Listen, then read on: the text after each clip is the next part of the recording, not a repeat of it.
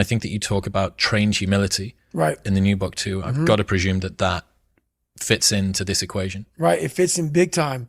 And that's one big reason why I do fight fire, because all the knowledge for myself comes from that place. It doesn't come from the place of success. My knowledge does not come from the place of, like, because for me, like, I built Goggins from the ground up. I was born David Goggins. David Goggins wasn't good enough. He was a scared, bullied, abused kid who struggled in life.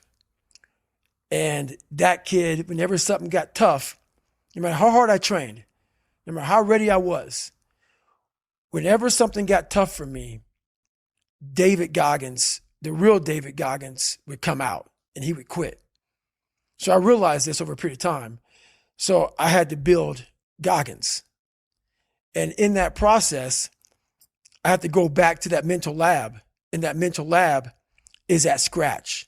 That mental lab is in that trained humility. And so that's where I get better.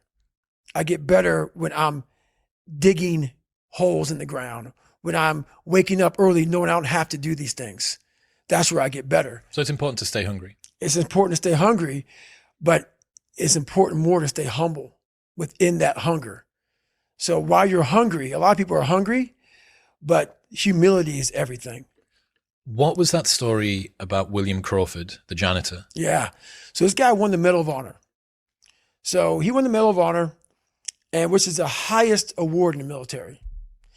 And this guy went to the Air Force Academy, and he was a janitor. And no one knew who the fuck this man was. He had the highest award in all the military for heroics. For heroics, saving lives, putting his life on the line. Could have been killed. And he is now basically, cleaning shitters for young kids. And we can all imagine how that probably went. There's probably some, little bit of taunting here and there. And he just sat there and cleaned the shitter.